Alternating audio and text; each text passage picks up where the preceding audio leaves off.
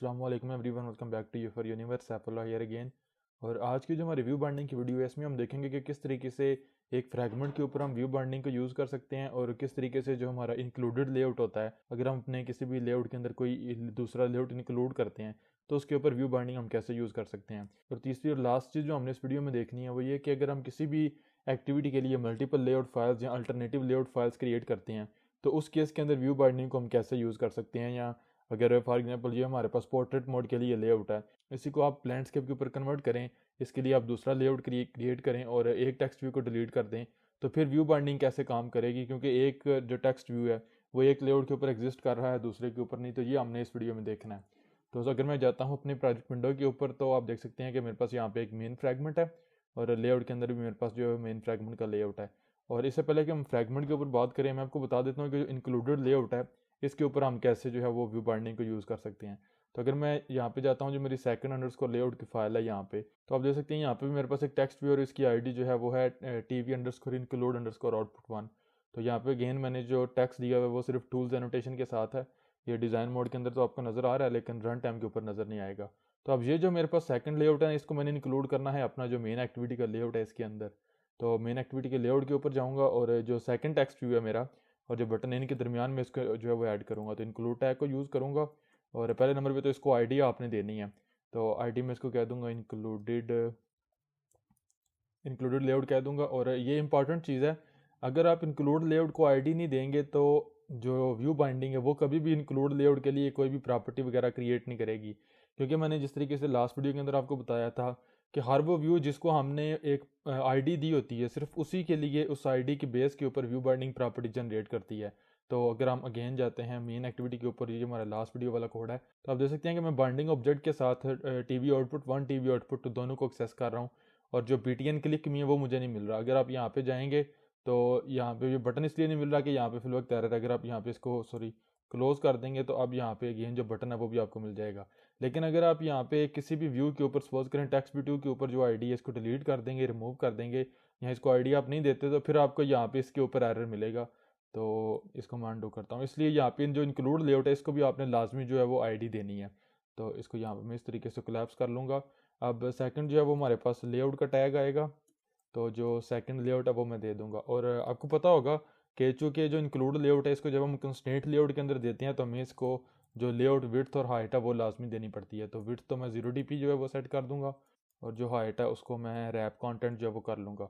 अब इसको मैंने कंस्ट्रेंट देने हैं तो कंस्ट्रेंट दे लेते हैं start to start of parent और end to end of parent हो जाएगा। अब जो टॉप है वो होगा top to bottom of text view output two. तो आपने देखा हमारे पास यहाँ पे व्यू बर्निंग जो है वो इंक्लूडेड लेआउट है जो वो आ चुका हुआ है। तो शुरू के ऊपर जो है वो मैं मार्जिन भी दे देता हूँ 16 dp का, ताकि वो लाइन हो जाए। तो अब हमारे पास इस तरीके से जो है वो टेक्स्ट नज़र आएगा। अगेन आपको ये जो टेक्स्ट नज़र आ रहा है ये जो कि लेआउट इंक्लूड तो हो चुका हुआ है लेकिन ये टूल्स एनोटेशन के साथ है तो ये सिर्फ डिज़ाइन मोड के अंदर आपको नज़र आएगा, रन टाइम के ऊपर नज़र नहीं आएगा। अब अगर मैं मेन एक्टिविटी के ऊपर जाता हूँ तो ये जो बाइंडिंग ऑब्जेक्ट है, अगर मैं अपना ये जो विद का मेरे पास फंक्शन है इससे बाहर आता हूँ तो अगर मैं करता हूँ ना बाइंडिंग डॉट, तो अब मुझे यहाँ पे एक प्रॉपर्टी मिलेगी इंक्लूड लेआउट की और आप इसकी टाइप देख सकते हैं सेकंड लेआउट बाइंडिंग। तो मैंने आपको बताया था लास्ट वीडियो में कि जैसे हम व्यू बाइंडिंग को इनेबल करते हैं तो बाय डिफ़ॉल्ट वो हर लेआउट जो जितने भी हमारे लेआउट फाइल्स होती हैं हमारे प्रोजेक्ट के अंदर तो हर एक के लिए वो एक बाइंडिंग क्लास जनरेट करती है। तो सेम ही उसने जो हमारा सेकंड लेआउट है इसके लिए भी एक बाइंडिंग क्लास जो है वो जनरेट की हुई है। अगर आप यहाँ पे टाइप करेंगे सेकंड लेआउट तो वो भी आपको मिलेगी। अब ये व्यू बाइंडिंग ने खुद फिगर आउट किया है कि चूंकि हमने ये जो सेकंड लेआउट है इसको यहाँ पे इंक्लूड किया हुआ है तो इसलिए यहाँ पे उसने इस इंक्लूड का जो टैग है इसके लिए आईडी तो यही उसने यूज़ किया, इसको कन्वर्ट किया है उसने अपनी नेमिंग कन्वेंशन के अंदर। लेकिन जो टाइप है वो उसको पता था कि चूंकि ये सेकंड लेआउट है तो उसने जो सेकंड लेआउट बाइंडिंग है वो इसको टाइप दी है। तो अगर आप यहाँ पे करेंगे binding dot dot included layout तो आप उस इंक्लूडेड लेआउट के ऊपर चले जाएंगे। अब अगर आप इसके ऊपर डॉट करेंगे तो टीवी इंक्लूड आउटपुट 1, अगर आप इसके ऊपर कमांड या कंट्रोल क्लिक करेंगे तो आप डायरेक्टली इस लेआउट के ऊपर आएंगे। तो ये जो हमने यहाँ पे इसको आईडी दी है इस आईडी की मदद से हम जो है वो सेकंड लेआउट के ऊपर आ रहे हैं। और इसके अंदर राइट नाउ तो सिर्फ एग्जांपल के लिए मैंने एक ही टेक्स्ट व्यू लिखा है, अगर मल्टीपल टेक्स्ट व्यूज़ या मल्टीपल व्यूज़ होंगे तो आप उनको उनकी आईडी के साथ एक्सेस कर सकते हैं। तो इसके साथ अगेन मैं जो टेक्स्ट है उसको कॉल कर सकता हूँ। तो मैं ये करूँगा, इसको यहाँ से अगेन रिमूव करूँगा और यहाँ पे ही मैं कर लूँगा included layout dot text view output 1 और डॉट अगेन टेक्स्ट को मैं सेट करूँगा और अगर मैं एप्लीकेशन को रन करता हूँ तो आप देख सकते हैं जो इंक्लूडेड लेआउट है उसके ऊपर व्यू बाइंडिंग जो है वो काम कर रही है। यहाँ पे अगर आप देखें तो टेक्स्ट तो मैंने बिल्कुल वही दिया जो मैंने यहाँ पे दिया हुआ था। अगर आप यहाँ पे कोई और टेक्स्ट देते हैं ना, सिर्फ जस्ट फॉर मेकिंग श्योर कि आप ये श्योर कर लें कि ये काम करेगा, तो सपोज करें मैं यहाँ पे डॉट्स दे देता हूँ एंड के ऊपर, तो दोबारा आप एप्लीकेशन रन करें तो आप देखेंगे जो टेक्स्ट है वो एक्चुअली यहाँ पे सेट हो रहा है, यहाँ से जो है वो व्यू बाइंडिंग इसको यूज़ कर रही है। तो ये है कि किस तरीके से हम जो इंक्लूडेड लेआउट होता है उसके साथ व्यू बाइंडिंग को यूज़ करते हैं। तो आपने देखा डार्ट्स आपको नज़र आ रहे हैं। अब नेक्स्ट जाते हैं जो हमारा सेकंड टास्क है इस वीडियो का, कि किस तरीके से जो फ्रैगमेंट होता है उसके ऊपर हम जो व्यू बाइंडिंग है उसको यूज़ कर सकते हैं। तो फ्रैगमेंट के ऊपर जब हम व्यू बाइंडिंग यूज़ करते हैं तो उस केस के अंदर आपको एक बैकिंग प्रॉपर्टी का भी पता होना चाहिए, या वो आपने समझना टेक्निकल चीज़ है। तो पहले मैं जाता हूँ अगर अपने प्रोजेक्ट विंडो के ऊपर, तो आप देख सकते हैं मेन फ्रैगमेंट है, और यहाँ पर मेरे पास सिंपल क्लास और इसको मैंने कंस्ट्रक्टर पास किया हुआ है। और आई एम श्योर कि आपको पता होगा, मैं एंड्रॉयड एक्स फ्रैगमेंट यूज़ कर रहा हूँ, कि आप जो है वो अगर फ्रैगमेंट के कंस्ट्रक्टर को इस तरीके से लेआउट पास करेंगे तो आपको ऑन क्रिएट व्यू वगैरह कॉल करने की ज़रूरत नहीं, वो खुद ही हो जाएगा, अनलेस कि अगर आपने उसको ओवरराइड करके कोई चेंजेस करने हैं। तो अगर मैं फ्रैगमेंट मेन के लेआउट के ऊपर जाता हूँ तो यहाँ पे सिर्फ एक टेक्स्ट व्यू है, इसको मैंने थोड़ा सा बोल्ड किया हुआ और यहाँ पे आपको नज़र आ रहा है this is main fragment text. तो अब मैंने ये करना है कि जैसे मैं मेन एक्टिविटी के इस बटन के ऊपर क्लिक करूँगा तो मैंने मेन फ्रैगमेंट को ऐड करना है मेन एक्टिविटी के लेआउट के ऊपर। तो पहले अगेन मेन एक्टिविटी के लेआउट के ऊपर जाएंगे और इंक्लूड टैग के नीचे मैं जो है वो एक फ्रेम लेआउट ऐड कर लूँगा, 0 DP रैप कंटेंट। तो इसको मैं आईडी दे देता हूँ, इसको मैं कह दूँगा फ्रैगमेंट कंटेनर। अब नेक्स्ट मैंने इसको जो है कंस्ट्रेंट्स देने हैं, तो अब इस तरीके से मैंने कंस्ट्रेंट दे दिए हैं। जो हमारे पास फ्रेम लेआउट है ये इंक्लूडेड लेआउट और बटन है इसके दरमियान होगा। तो अब मैं अगेन मेन एक्टिविटी के ऊपर जाऊंगा और अब फ्रैगमेंट ऐड करना है। तो आई एम श्योर ये कोड तो आपको पता ही होगा कि कैसा होगा, फ्रैगमेंट मेन फ्रैगमेंट। तो अब यूज़ कर लेंगे sport fragment manager dot begin transaction dot add. तो आपने पहले नंबर पे जो है वो कंटेनर पास करना है और dot I D dot fragment container. तो यहाँ पे हम जो फ्रैगमेंट है वो पास कर देंगे, डॉट कमिट कर देंगे। तो अगर मैं यहाँ पे दोबारा एप्लीकेशन रन करता हूँ तो आप आउटपुट देख सकते हैं कि हमारे पास प्रीवियस आउटपुट आ रही है। लेकिन अब जैसे ही मैं क्लिक करूँगा बटन के ऊपर तो आपने देखा this is main fragment text, वो आपको फ्रैगमेंट का टेक्स्ट मिल गया। इस दफ़ा ये टेक्स्ट आपको इसलिए मिला है अगर आप नोट करें तो क्योंकि मैंने इस दफ़ा एंड्रॉयड जो एनोटेशन है वो यूज़ किया। अगर अगेन आप यहाँ पे टूल्स यूज़ करेंगे ना तो ये सिर्फ आपको जो डिज़ाइन मोड है इसके अंदर नज़र आएगी। तो मैं अंडू करता हूँ, मुझे इसकी ज़रूरत नहीं। अब मैंने आपको बताना ये है कि किस तरीके से हम जो हमारी व्यू बाइंडिंग लाइब्रेरी है उसको फ्रैगमेंट के ऊपर कैसे यूज़ कर सकते हैं। तो मैं जाऊँगा मेन फ्रैगमेंट के ऊपर और यहाँ पे जो क्लास बॉडी है वो ऐड करूँगा और ऑन क्रिएट व्यू का जो मेथड है उसको मैं ऑन क्रिएट व्यू ओवरराइड कर लूँगा। तो अब आपने यहाँ से जो है वो रिटर्न करना होता है व्यू को इन्फ्लेट करके, इसको तो मैं राइट नाउ जो है वो डिलीट करता हूँ। अब यहाँ पे आपके पास दो सिनेरियोज हैं, आप चाहें तो आप डायरेक्टली ऑन क्रिएट व्यू के अंदर जो बाइंडिंग ऑब्जेक्ट है उसको यूज़ कर सकते हैं अगर आपने सिर्फ इसको इस मेथड के अंदर ही यूज़ करना है। लेकिन अगर आपने ये करना है कि आप बाइंडिंग ऑब्जेक्ट को मल्टीपल मेथड्स के अंदर like on create view, on view created या किसी दूसरे जो लाइफ साइकिल के मेथड्स हैं उनके अंदर एक्सेस करना चाहते हैं, तो आप ये कर सकते हैं कि आप जो बाइंडिंग ऑब्जेक्ट है उसको लेट इनिट प्रॉपर्टी के तौर के ऊपर फ्रैगमेंट के क्लास लेवल प्रॉपर्टी डिक्लेयर करें। तो पहले तो मैं बेसिक आपको बता देता हूँ कि ये काम कैसे होगा, उसके बाद देखते हैं कि जो मज़ीद टेक्निकल चीज़ है। तो मैं एक बाइंडिंग का ऑब्जेक्ट क्रिएट कर लूँगा और इसकी जो टाइप होगी वो भी अगर आप यहाँ पे करते हैं आपको मिलेगा फ्रैगमेंट मेन बाइंडिंग। तो ये भी हमारे इस लेआउट नेम की बेस के ऊपर व्यू बाइंडिंग ने ये जो टाइप है वो जनरेट की है। तो अब अगर मैं यहाँ पे जाता हूँ फ्रैगमेंट मेन बाइंडिंग, तो इस दफ़ा जो हमने मेथड कॉल करना है अगेन वो इन्फ्लेट का होगा। लेकिन आप देख सकते हैं कि इन्फ्लेट मेथड की हमारे पास दो जो ओवररिडन मेथड्स हैं वो हैं। तो जो पहला मेथड है ना लेआउट इन्फ्लेटर, ये हम उस वक्त कॉल करते हैं जब हमने व्यू बाइंडिंग को या इन्फ्लेट मेथड को एक्टिविटी के अंदर या किसी कॉन्टेक्स्ट के अंदर कॉल करना होता है। लेकिन जब भी जो आपका व्यू होता है उसको आपने किसी उसका कोई पेरेंट व्यू होता है, लाइक आपके पास फ्रैगमेंट हो गया, इसका जो पेरेंट व्यू है वो एक्टिविटी का लेआउट है, या आपके पास रिसाइकलर व्यू हो गया, उन केसेस के अंदर आप जो है वो सेकंड जो मेथड है इसको कॉल करते हैं। तो पहले नंबर पे आप वही वैल्यूज़ पास करेंगे जो आपको यहाँ से मिल रही है। इन्फ्लेटर यहाँ से हम पास कर देंगे, नेक्स्ट कंटेनर है तो वो भी मैं पास कर दूंगा और अटैच टू पेरेंट के लिए मैं फॉल्स जो है वो पास कर दूंगा। तो इस तरीके से जो हमारे पास फ्रैगमेंट का बाइंडिंग का ऑब्जेक्ट है वो मुझे यहाँ पे मिल जाएगा। अब मैं कुछ इस तरीके से कर सकता हूँ, बाइंडिंग डॉट आपने देखा टीवी फ्रैगमेंट डॉट टेक्स्ट, इसको मैं कह दूंगा, तो यहाँ पे मैं कह दूंगा हेलो फ्रॉम मेन फ्रैगमेंट। अब नेक्स्ट लास्ट स्टेप ये है कि जो कि ऑन क्रिएट व्यू से हमने जो व्यू होता है वो रिटर्न करना होता है। तो हमने देखा था लास्ट वीडियो के अंदर भी कि अगर हम बाइंडिंग ऑब्जेक्ट के ऊपर डॉट रूट का मेथड कॉल करते हैं तो वो जो हमारा रूट व्यू होता है वो हमें रिटर्न करती है। तो सेम चीज़ हम यहाँ पे करेंगे, बाइंडिंग डॉट रूट तो हमें रूट मिल जाएगा, तो मैं यहाँ पे रिटर्न स्टेटमेंट जब वो यूज़ कर लूँगा। तो अगर मैं दोबारा एप्लीकेशन को यहाँ तक रन करता हूँ तो, और अगर मैं क्लिक करता हूँ बटन के ऊपर, तो आपने देखा हेलो फ्रॉम मेन फ्रैगमेंट हमें यहाँ फ्रैगमेंट के अंदर जो टेक्स्ट है वो मिल रहा है। तो ये किस तरीके से व्यू बाइंडिंग अपने फ्रैगमेंट के अंदर यूज़ करनी है। अब फ्रैगमेंट के केस के अंदर एक टेक्निकल चीज़ है जो आपने समझनी है, और वो ये है कि आपको पता होगा कि जो फ्रैगमेंट का ऑब्जेक्ट होता है इटसेल्फ और जो फ्रैगमेंट का व्यू होता है, इन दोनों का एक सेपरेट लाइफ साइकिल होता है। इट इज़ पॉसिबल कि जो फ्रैगमेंट व्यू है वो डिस्ट्रॉय हो चुका हुआ है, लेकिन फ्रैगमेंट स्टिल मेमोरी के अंदर एग्जिस्ट कर रहा है।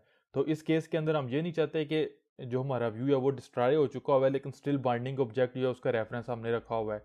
तो इसलिए मेक श्योर करना होता है हमने कि जैसे ही व्यू डिस्ट्रॉय हो, बेशक फ्रैगमेंट मेमोरी के अंदर एग्जिस्ट कर रहा है या नहीं कर रहा, बाइंडिंग जो ऑब्जेक्ट है जो हमने यहाँ पे क्रिएट किया है, ये तो हमने व्यू के साथ काम करने के लिए क्रिएट किया है ना। तो जैसे ही व्यू डिस्ट्रॉय होगा तो फ़ौरन ही हमने जो बाइंडिंग ऑब्जेक्ट है उसको नल करना है या उसको क्लीन अप करना है। तो ये अगर आप डॉक्यूमेंटेशन के ऊपर जाएंगे, व्यू बाइंडिंग की डॉक्यूमेंटेशन के ऊपर, तो यहाँ पे भी यही चीज़ आपको मिल रही है। यहाँ पे अगर आप जाते हैं यूजेज के नीचे, use view binding in fragments, same चीज़ आपको यहाँ पे भी मिलेगी, लेकिन यहाँ पे तो सिर्फ एक छोटा सा नोट है, बाकी कोड ही है, यहाँ पे एक्सप्लेन नहीं किया गया। लेकिन मैं यहाँ पे आपको एक्सप्लेन करके समझा देता हूँ कि जैसे ही हमारा व्यू डिस्ट्रॉय होगा तो हमने ये मेक श्योर करना है कि जो बाइंडिंग ऑब्जेक्ट है उसको हम नल सेट करें या क्लीन अप करें, ताकि अगर वो नल नहीं होगा तो इट मीन्स कि मेमोरी के व्यू डिस्ट्रॉय हो चुका हुआ है, लेकिन उसका रेफरेंस जो है वो मेमोरी के अंदर बाइंडिंग के ऑब्जेक्ट के थ्रू एग्जिस्ट कर रहा है। तो मेमोरी लीकेज हमारे पास होगा। तो इसको हम कुछ इस तरीके से जो है वो करेंगे। पहले नंबर पे तो ये कि जो बाइंडिंग ऑब्जेक्ट है इसको मैं यहाँ पे जो है वो इंटेंशन एक्शन की मदद से डिक्लेरेशन के अंदर जो है वो सेपरेट करूँगा इसकी डिक्लेरेशन, और इसको मैं क्लास लेवल के ऊपर ले जाऊँगा। और पहले नंबर पे तो मैं इसको जो है वो प्राइवेट करूँगा। और अब चूँकि इसको मैंने बाद में इनिशियलाइज़ करवाना है तो ये होगा हमारे पास होगा var कीवर्ड के साथ। लेकिन चूँकि अब अगर मैं जाता हूँ, मुझे पता है एरर, उसको बाद में देखते हैं ऑन डिस्ट्रॉय व्यू के अंदर। तो सुपर के बाद मैंने ये करना है कि जो बाइंडिंग ऑब्जेक्ट है इसको मैंने यहाँ पे नल करना है, ताकि जैसे ये मेथड कॉल हो इट मीन्स के हमें पता है कि व्यू डिस्ट्रॉय हो चुका हुआ है। तो हमने जो बाइंडिंग ऑब्जेक्ट है इसको नल सेट करना है, तो मुझे इसको जो नल लेबल है वो भी बनाना पड़ेगा, और यहाँ पे मैं इसको जो बाय डिफ़ॉल्ट नल वैल्यू है वो असाइन कर दूंगा। लेकिन अब इसके साथ प्रॉब्लम ये है कि अब यहाँ पे कोड बिल्कुल ठीक काम करेगा, फिर कोई प्रॉब्लम नहीं होगी, लेकिन अब जहाँ पे भी आपने बाइंडिंग का ऑब्जेक्ट यूज़ करना है ना, तो आपको यहाँ पे नल सेफ चेक परफॉर्म करना पड़ेगा। यहाँ पे भी नल सेफ जो चेक है वो परफॉर्म करना पड़ेगा, और यहाँ पे भी नल सेफ चेक है जो वो परफॉर्म करना पड़ेगा, क्योंकि अब ये जो बाइंडिंग ऑब्जेक्ट है ये नल लेबल है। तो आप यहाँ पे इस प्रॉपर्टी के ऊपर भी अगर जाएंगे तो ये भी अब नल लेबल हो चुकी हुई है, क्योंकि अब ये जो बाइंडिंग ऑब्जेक्ट है ये नल लेबल है इसलिए। तो अब जहाँ पे भी आप बाइंडिंग या इसकी कोई प्रॉपर्टी यूज़ करेंगे तो आपको नल चेक परफॉर्म करना पड़ेगा। अब इस प्रॉब्लम से बचने के लिए और बार बार जो नल चेक है इससे बचने के लिए कार्टलन के अंदर हमारे पास एक टेक्निक है, उसको हम कहते हैं कार्टलन बैकिंग फील्ड। तो हम वो बैकिंग फील्ड यूज़ करेंगे, और उसको यूज़ करते हुए हम जो है वो सेफली जो व्यू बाइंडिंग का ऑब्जेक्ट है उसको नल भी हम सेट करवा देंगे, और बार बार हमें जो नल चेक है वो भी परफॉर्म नहीं करना पड़ेगा। तो आई एम श्योर आपको कार्टलन बैकिंग फील्ड का पता होगा। अगर नहीं पता तो मैं साथ साथ कोड करता हूँ और आपको समझा देता हूँ, आप सारी चीज़ को समझ जाएंगे। तो पहले नंबर पे तो ये है कि उसका स्टेप ये है कि हम दो बेसिकली बाइंडिंग ऑब्जेक्ट्स है ना, ये दो क्रिएट करेंगे। एक हमारे पास नॉन लेबल होगा और दूसरा नॉन लेबल नहीं होगा। तो through out the life cycle जहाँ पे भी हमें नॉर्मल बाइंडिंग ऑब्जेक्ट हमने यूज़ करना है, लाइक ऑन क्रिएट व्यू या ऑन व्यू क्रिएटेड के अंदर, तो इस केस के अंदर जो हम यूज़ करेंगे बाइंडिंग ऑब्जेक्ट, वो नॉन लेबल जो बाइंडिंग ऑब्जेक्ट होगा वो यूज़ करेंगे, और वो basically non label binding object से अपनी वैल्यू गेट करेगा। तो बहरहाल मैं स्टेप्स प्रैक्टिकली करूँगा, आपको समझ आ जाएगी। तो पहला स्टेप ये है कि ये जो बाइंडिंग ऑब्जेक्ट है इसके शुरू के अंदर मैं जो अंडरस्कोर है वो अपेंड करूँगा। तो ये अंडरस्कोर सिर्फ एक कॉमन नेमिंग कन्वेंशन है, आप कोई भी नेम दे सकते हैं, ये ज़रूरी नहीं कि आपने, ये कोई सिंटैक्स नहीं है, it's a common naming convention, उसको मैं फॉलो कर रहा हूँ। तो अब ये जो बाइंडिंग है इसी को मैंने यहाँ पे जो है वो इनिशियलाइज भी इस तरीके से करवाना है, और जो नल मैंने सेट करवाना है वो भी मैंने इसी को करवाना है। अब मैं ये करूँगा कि मैं यहाँ पे एक दूसरी प्राइवेट वाल कीवर्ड को यूज़ करते हुए एक बाइंडिंग ऑब्जेक्ट क्रिएट करूँगा, और इसको मैं जो नाम दूंगा वो होगा बाइंडिंग। अब इसके लिए जो इसका गेटर मेथड है उसको मैं ओवरराइड कर दूंगा कुछ इस तरीके से, अंडरस्कोर बाइंडिंग। तो चूंकि अंडरस्कोर बाइंडिंग ना लेबल है तो मैं यहाँ पे जो है वो कार्टन को ये बताऊंगा कि ये जो बाइंडिंग ऑब्जेक्ट है, जब भी हमें इस बाइंडिंग ऑब्जेक्ट को हम यूज़ करेंगे तो एक्चुअली ये जो बाइंडिंग ऑब्जेक्ट है जो ना लेबल है उसकी वैल्यू मुझे मिलेगी। लेकिन अब यहाँ पे मैंने ये कार्टन को बता दिया, ये कंपाइलर को बता दिया है कि ये ऑब्जेक्ट बेसिकली हम उस वक्त यूज़ करेंगे या उस वक्त एक्सेस करेंगे कि जब इसकी वैल्यू नल नहीं होगी। अगर ये नल है तो ये जो हमारे पास ऑपरेटर है इसकी मदद से हम कार्टन को, कंपाइलर को ये बता रहे हैं कि अगर ये ऑब्जेक्ट नल हुआ तो आप नल पॉइंटर एक्सेप्शन थ्रो कर दो। लेकिन अब चूंकि एज अ डेवलपर हमें पता है कि जब भी हम इस बाइंडिंग ऑब्जेक्ट को यूज़ करेंगे, तो जब भी हमने इस ऑब्जेक्ट को एक्सेस करना है तो इसका गेटर मेथड कॉल होगा, जो कि बेसिकली ये जो बाइंडिंग की वैल्यू है ये हमें रिटर्न करेगा। तो हमें पता है कि इस बाइंडिंग ऑब्जेक्ट को सिर्फ हमने उस साइकिल के अंदर ही यूज़ करना है जब ये बाइंडिंग ऑब्जेक्ट नल नहीं है। अगर आप इस बाइंडिंग ऑब्जेक्ट को ऑन डिस्ट्रॉय व्यू है जो इसके बाद कहीं पे भी यूज़ करेंगे तो फिर आपको एक्सेप्शन मिलेगी, क्योंकि उस वक्त यहाँ पे हमने बाइंडिंग को नल सेट कर दिया हुआ है। अब अगर आप यहाँ पे आएँ तो आपको कंपाइलर भी बता रहा है कि जो नल चेक है इसको आपको ज़रूरत नहीं इस तरीके से, और यहाँ पे भी इसकी ज़रूरत नहीं। तो इसको हम ये कार्टलन का बैकिंग फील्ड सिंटैक्स है, इस तरीके से हम काम करते हैं। एक्चुअली हमने ये किया है कि एक प्रॉपर्टी जो है वो नल लेबल डिक्लेयर की है और दूसरी प्रॉपर्टी जो है वो नॉन लेबल डिक्लेयर की है। अगेन मैंने आपको बताया कि अगर आप ये दूसरी प्रॉपर्टी डिक्लेयर नहीं करते स्टिल आप काम कर सकते हैं, लेकिन आपको बार बार जो नल चेक है वो परफॉर्म करना पड़ता है। तो अगर आप गूगल डॉक्यूमेंटेशन के ऊपर भी जाएंगे और बहुत ज़्यादा जो कार्टलन की बेस्ट प्रैक्टिस है वो हमारे पास यही है, आपको यही कोड इस तरीके का मिलेगा। तो अब दूसरी चीज़ ये है कि अगर सपोज करें आपने यहाँ पे जो है वो ऑन व्यू क्रिएटेड को ओवरराइड किया हुआ है, तो इस केस के अंदर जो व्यू है ना वो ऑलरेडी इन्फ्लेट होकर आपको मिलता है। तो इस केस के अंदर आप अगर आपने बाइंडिंग को यूज़ करना है तो आप कुछ इस तरीके से यूज़ करेंगे, binding equals fragment main binding, और इस दफ़ा आपने इन्फ्लेट को कॉल नहीं करना है, इस दफ़ा आपने बाइंड को कॉल करना है। तो आपने देखा ये बाइंड मेथड आपसे व्यू पैरामीटर लेता है। ये बाइंड मेथड हम उस वक्त कॉल करते हैं जब जो हमारा व्यू होता है ना, जो लेआउट फाइल है वो ऑलरेडी इन्फ्लेट हो चुकी हुई है। अगर हम व्यू यहाँ पे पास करेंगे तो ये बाइंडिंग यहाँ पे इनिशियलाइज हो जाएगी, और यही जो काम है फॉर एग्जांपल ये जो दो लाइनें हैं या एक लाइन है जो मेन, ये इसको आप कॉपी कर लें और यहाँ पे अगर आप पेस्ट करें तो आउटपुट बिल्कुल वही सेम होगी। अब आप चाहें तो आप ये जो ऑन क्रिएट व्यू है इसको कम्प्लीटली रिमूव कर सकते हैं। तो आपने देखा जैसे ही हम यहाँ पे अंडरस्कोर बाइंडिंग को इनिशियलाइज करवाएंगे उसके बाद हम डायरेक्टली इस बाइंडिंग ऑब्जेक्ट को यूज़ करेंगे।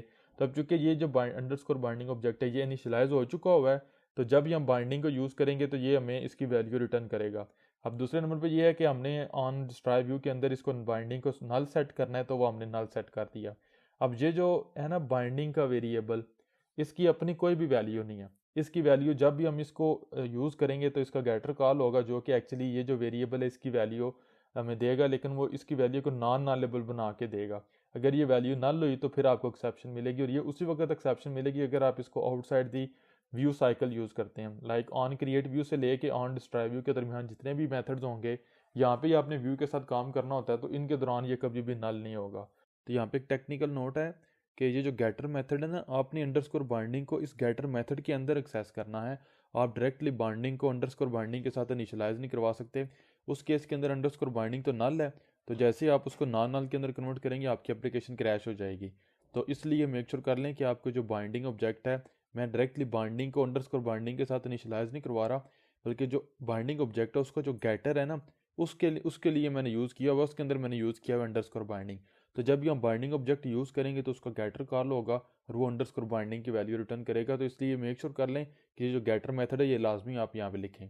तो अगर आप एक दफ़ा दोबारा चेक करना चाहें तो आप एप्लीकेशन रन करके देख सकते हैं, सेम 100% वही आउटपुट आपको मिलेगी। तो मेरी एप्लीकेशन रन हो रही है, बटन के ऊपर क्लिक करता हूँ तो आपने देखा हेलो फ्रॉम मेन फ्रैगमेंट, और बिल्कुल वही आउटपुट मुझे पहले की तरह मिल रही है। और अब हम सक्सेसफुली जो बाइंडिंग ऑब्जेक्ट है उसको क्लीन अप भी कर रहे हैं। अब नेक्स्ट जो लास्ट टास्क है हमारा इस वीडियो का वो ये है कि किस तरीके से अगर हम फॉर एग्जांपल एक्टिविटी मेन का जो लेआउट है इसकी अल्टरनेटिव लेआउट फाइल क्रिएट करते हैं तो उसके लिए व्यू बाइंडिंग कैसे काम करेगी। तो सपोज करें अगर यहाँ पे मैं जाता हूँ डिज़ाइन मोड के अंदर, तो ये तो मेरे पास पोर्ट्रेट मोड के लिए लेआउट है। इसको अगर मैं यहाँ पे क्लिक करता हूँ और क्लिक करता हूँ क्रिएट लैंडस्केप वेरिएशन, तो अब मेरे पास एक दूसरी new file internally Android studio ने क्रिएट की है जो इस एक्टिविटी के साथ उस वक्त यूज़ होगी जब मैं इसको लैंडस्केप मोड के अंदर कन्वर्ट करूँगा, यानी कि ओरिएंटेशन डिवाइस की चेंज होगी। और इस केस के अंदर अगर मैं स्प्लिट मोड के अंदर जाता हूँ तो जो सेकंड टेक्स्ट व्यू है, सपोज करें मैं इसको डिलीट कर देता हूँ, या जो इंक्लूडेड लेआउट है इसको भी डिलीट कर देता हूँ। तो अब व्यू बाइंडिंग हमने ये देखना है कि वो कैसे काम करेगी, क्योंकि अब अगर आप यहाँ पे जाएंगे ना प्रोजेक्ट विंडो के ऊपर और प्रोजेक्ट व्यू के अंदर जाएंगे, तो यहाँ पे भी देख सकते हैं कि लेआउट के अंदर अगर आप आते हैं ना रिसोर्सेज के अंदर तो दो लेआउट के फोल्डर्स हैं, एक नॉर्मल लेआउट का फोल्डर है और एक लेआउट डैश लैंड है। तो ये जो मेन एक्टिविटी का लेआउट फाइल है जो लेआउट फोल्डर के अंदर है ये यूज़ होगी पोर्ट्रेट मोड के अंदर, और ये वाली जो फाइल है ये यूज़ होगी लैंडस्केप मोड के अंदर। तो अगर आपको ज़्यादा नहीं पता कि अल्टरनेटिव लेआउट फाइल्स या मल्टीपल डिफरेंट स्क्रीन के लिए कैसे आपने फाइल्स क्रिएट करनी है, तो टॉप राइट के अंदर इन्फो कार्ड के अंदर मेरी प्ले लिस्ट का आपको लिंक मिलेगा, आप देख सकते हैं। मैंने डिटेल में वहाँ पर बताया हुआ उस कोर्स के अंदर कि कैसे डिफरेंट स्क्रीन्स के लिए आप लेआउट डिज़ाइन करते हैं। तो अब हमने ये किया है कि ये जो हमारे पास नॉर्मल लेआउट है एक्टिविटी का पोर्ट्रेट मोड के अंदर, इसके अंदर तो तीनों हमारे पास व्यूज़ इंक्लूडेड व्यू भी है। स्प्लिट मोड के अंदर आप यहाँ पे देख सकते हैं दो टेक्स्ट व्यू और इंक्लूड टैग है। लेकिन अगर आप लैंडस्केप वाला जो लेआउट है इसके ऊपर जाते हैं, आप नेम से भी देख सकते हैं ये लेआउट फोल्डर से आ रहा है, ये लैंडस्केप वाले लेआउट के फोल्डर से आ रहा है। यहाँ पे सिर्फ एक ही टेक्स्ट व्यू है और फ्रेम लेआउट है, एक टेक्स्ट व्यू और इंक्लूडेड लेआउट नहीं है। तो अब अगर आप जाएंगे ना मेन एक्टिविटी के ऊपर, तो अब आपको यहाँ पे एरर नज़र आ रहा है। एरर ये कि अब ये जो सेकंड टेक्स्ट व्यू है ना, इसको भी व्यू बाइंडिंग ने ना लेबल बना दी। अगर आप कंट्रोल शिफ्ट पी प्रेस करेंगे ना, तो आपने देखा इसकी टाइप तो वही है लेकिन ये ना लेबल है। ये इसलिए ना लेबल है और इंक्लूडेड लेआउट में ना लेबल है। ये दोनों इसलिए ना लेबल हैं कि व्यू बाइंडिंग को पता है एक लेआउट के ऊपर ये एग्जिस्ट कर रहे हैं, दूसरे के ऊपर ये एग्जिस्ट नहीं कर रहे, तो इसलिए उसने इनको जो है वो नल लेबल बनाया। अगर आप नल चेक यहाँ पे भी देंगे और यहाँ पे भी देंगे, तो अब चूंकि यहाँ पे भी अपने नल चेक दिया, तो आपको यहाँ पे भी इसको देना पड़ेगा इस तरीके से। अगर मैं एप्लीकेशन को दोबारा रन करता हूँ तो आप आउटपुट देख सकते हैं, मेरे पास फ्रैगमेंट भी शो हो रहा है। लेकिन अब जैसे ही मैं ओरिएंटेशन चेंज करूँगा, तो आपने देखा सिर्फ एक ही जो मेरे पास व्यू था वो मुझे नज़र आ रहा है, दूसरे दो व्यूज़ नज़र नहीं आ रहे। अगेन ओरिएंटेशन चेंज करें तो दूसरे जो दो व्यूज़ हैं वो दोबारा मुझे नज़र आना शुरू हो गए हैं। तो ये था गाइस कि किस तरीके से हम जो अगर अल्टरनेटिव लेआउट फाइल्स क्रिएट करते हैं किसी भी एक्टिविटी के लिए, तो उस केस के अंदर व्यू बाइंडिंग कैसे जो है वो काम करती है। उसको सिंपली पता चल चुका हुआ है कि ये जो टीवी आउटपुट है ना, ये एक केस के अंदर नॉन लेबल होगा, दूसरे केस के अंदर नॉन लेबल नहीं होगा, तो इसलिए उसने इसको जो है वो इंटरनली नॉन लेबल बना दिया। तो आई होप सो आपको समझ आ चुकी होगी सारी चीज़ों की। इंशाल्लाह मिलूंगा आप लोगों से नेक्स्ट वीडियो के अंदर, जिसमें हम देखेंगे कि जो रिसाइकलर व्यू का अडाप्टर है उसके साथ व्यू बाइंडिंग कैसे यूज़ करते हैं। और आई होप सो ये लास्ट वीडियो होगी हमारी व्यू बाइंडिंग के ऊपर। तो मेक श्योर कर लें कि आप चैनल को सब्सक्राइब करें और बेल आइकन को दबाएं ताकि लेटेस्ट वीडियोस को मिस ना कर सकें। वीडियो अगर हेल्पफुल लगी हो, अच्छी लगी हो, तो प्लीज़ लाइक करना मत भूलिएगा। टेक केयर, अल्लाह हाफिज़।